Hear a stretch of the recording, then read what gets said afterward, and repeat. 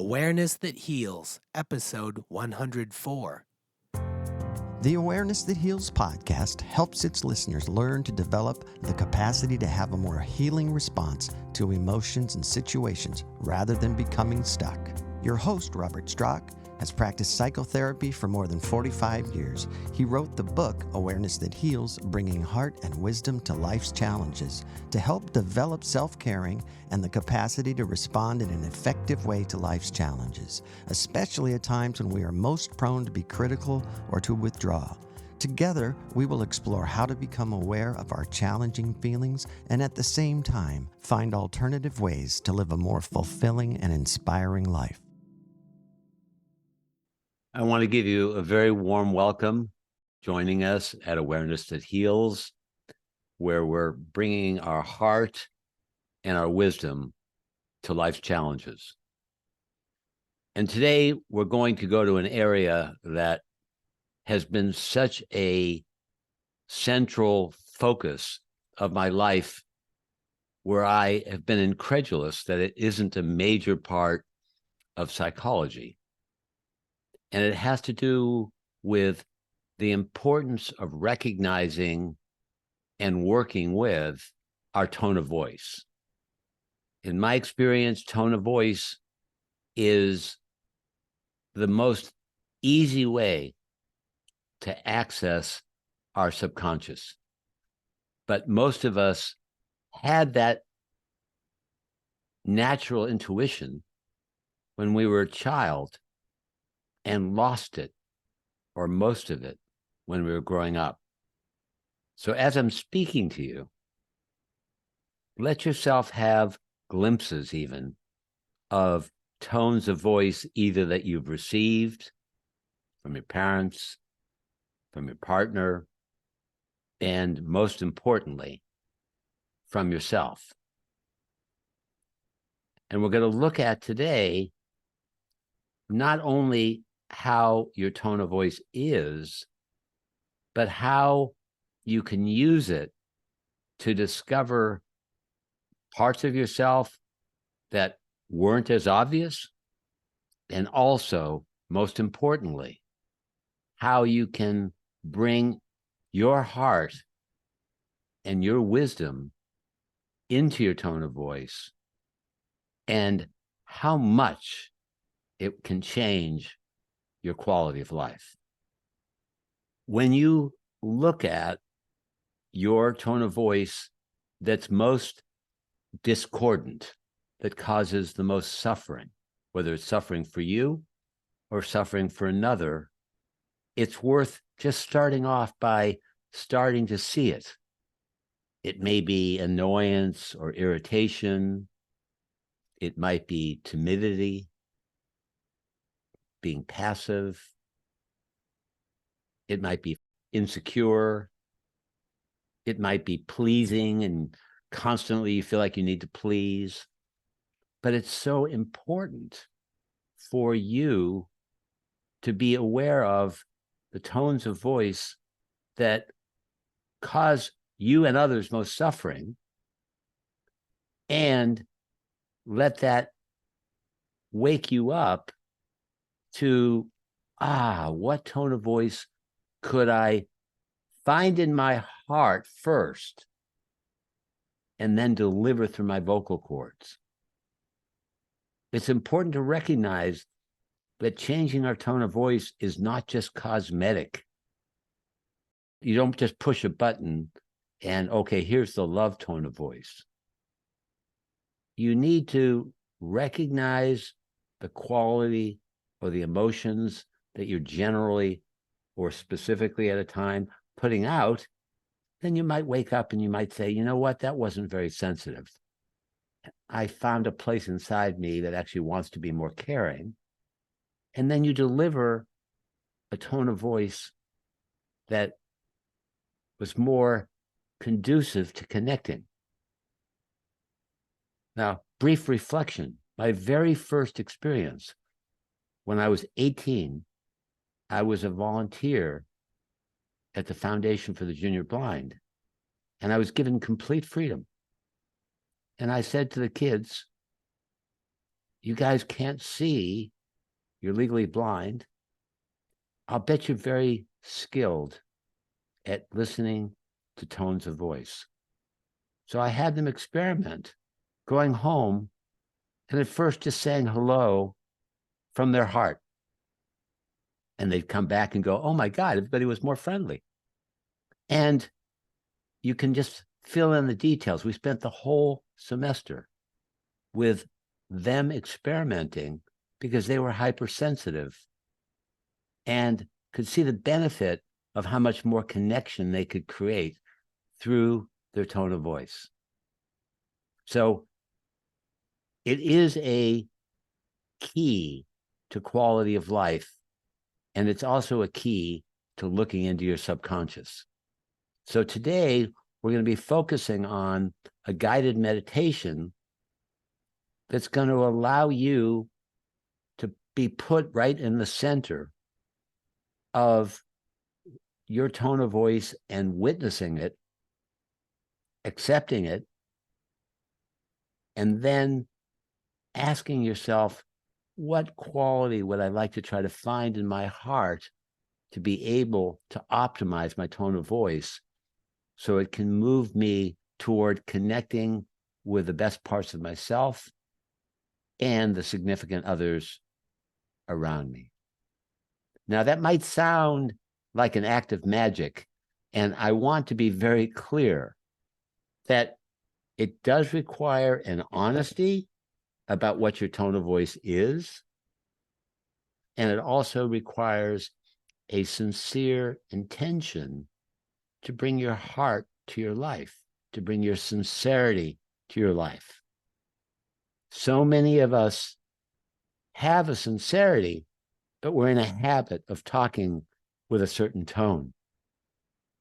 So this is a chance to wake yourself up, but only you can decide whether you're going to really look at your tone of voice and which tones are most helpful to you and which ones are more injurious, and then whether you're game to do the work. And really, I want to say, you get to do the work. This is not a should. This is really an opportunity for you to improve the quality of your life and your relationships. In the following guided meditation, I'm going to use a specific emotion, but I'm doing that so you can learn the nuances of how to deal with it. Because if I leave it to all challenging emotions, you'll miss some of the nuances. But I'm wanting you, even though I might be talking about a specific emotion that's not yours, I want you to substitute your challenging emotion all the way through. And the specific emotion that we're going to use today is intolerance, impatience, annoyance. And if that's a part of you, stay with that. But if yours is something very different, as I said before, substitute in yours, because you need to be in the center, and that's the whole point of the guided meditation. Guided meditation is, for so many people, the best way to truly gain benefit in your response to personal challenges. As you invest and bring your own experience to the guided meditations, you'll give yourself the best chance to change long-standing patterns from suffering toward a state of well-being, peace, and healing. It's important to put yourself in a comfortable body position in a private space where you're not disturbed. Turn off your phone and be ready to really be alert.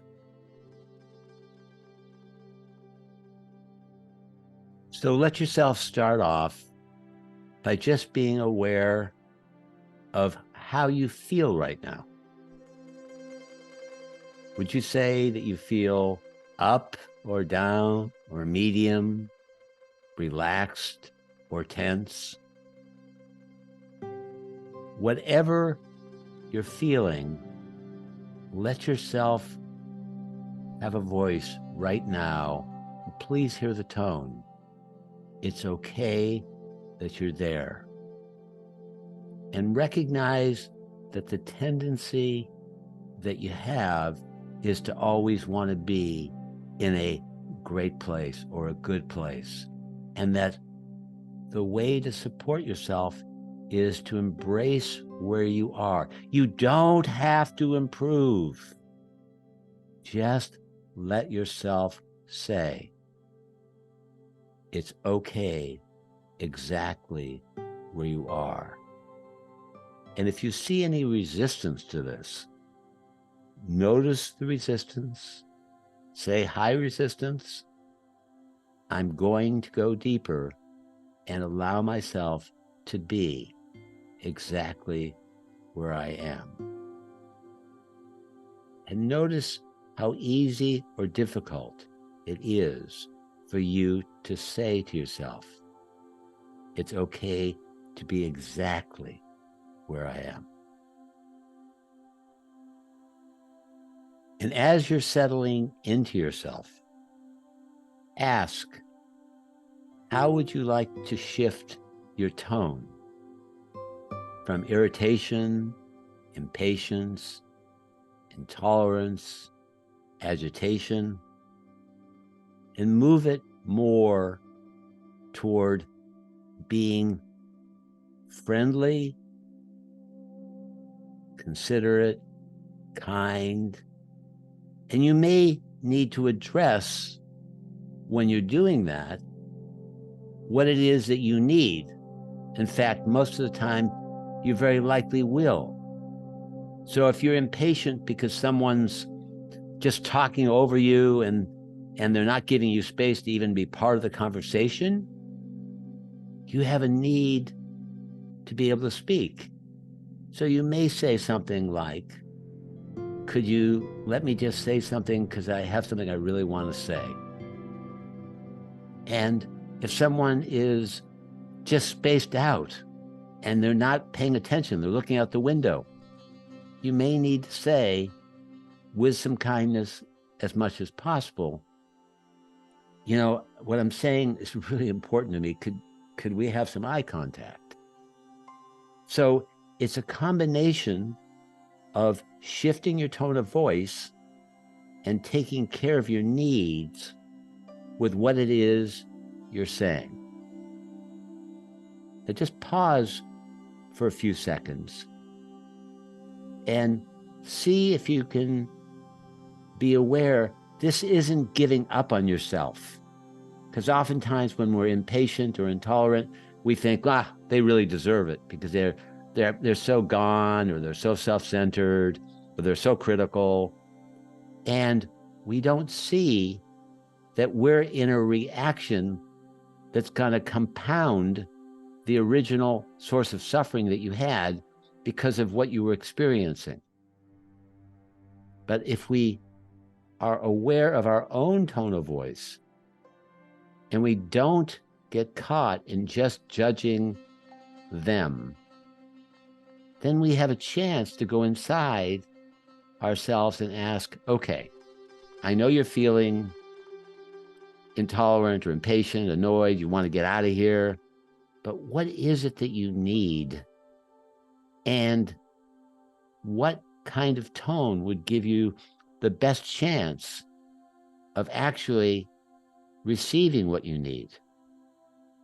And even if you aren't able to actually implement it the first 10 times, you know that each one of those 10 times are like practicing a sport or practicing anything, because this is not easy, especially when you're impatient, intolerant.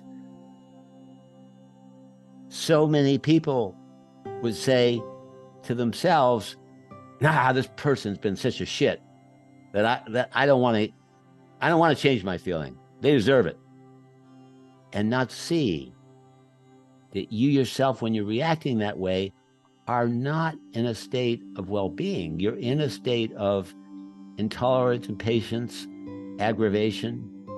And even though you might deceive yourself that you're in the right place, if you look closely, it doesn't feel good. You're almost invariably unaware of your need. So this shift of tone of voice is a combination of recognizing that the reason why you're feeling the way you are is because you had a need that was not responded to. And you want to find both the need and the tone of voice that's going to take care of you and also give the best chance of taking care of the relationship as well. It's helpful sometimes, and I would suggest you tune in or use your most intuitive hearing and imagine that you're hearing your own tone of voice on a tape recorder. And that allows it to be really lucid, like you're listening to music. And you are really able to hear the intonations. And if you look at it separately, you aren't as likely to get caught up in, well, they deserve it, so I'm just giving them what they deserve. But instead, you see yourself as, and I don't mean this in an esoteric way, you see yourself as a creator. No matter where you are in an interaction with a person, your response can be highlighted, and you can see, I want to get off this track of mutual aggravation or somebody being passive and someone being aggressive. I want to try to find the place inside me, like I'm listening to a tape recorder, and have it convey what I need and have it have a tone that sounds musical. Imagining on a tape recorder, you're really looking for something that's musical. And the music might be tender, or it might be like the Rolling Stones and be strong. But whatever it is, you're looking for the tone that is going to serve the need of the moment. And you're looking for the specific need that's going to help you feel comfortable with using that tone. It's such an important area that many of us, most of us, even when we take this first stage of, I want to be aware of my need and I want to convey it in a way that's loving or caring or strong or tender, that the original impatience or intolerance will sneak in. It's a sneaky little sucker. You need to be extra aware that even though you might think you cleaned it up, that the normal tendency is to still express the impatience or intolerance with the need. That's not going to work out very well. So right now, visualize yourself when you have been or you are intolerant or impatient, and see the need, and see if you can hear it like a tape recorder as having a harmonic in some way, of having a musical sound that is going to optimize the chance of receptivity on the other end. Let yourself realize that this truly is an evolutionary step that you can choose to take. And the stakes are monumental because it's going to give you a chance to actually be peaceful when you are more warlike. And you're breaking, unquestionably, generations of patterns to just be that way. So it's not something that you're going to learn right now. And again, keep going to your impatience, your intolerance, and see if you can discover that need and you can convey it in the way you want to, in the way that has your heart. And see that this is something that needs to be practiced over and over again. But the payoff of your heart being more engaged and your negativity being contained and transmuted like nuclear power plant being created instead of a nuclear bomb, see if you can appreciate, as we wind this down, that you have this desire, this longing to discover your needs and convey it with a tone that dignifies your life. I truly wish this for all of us.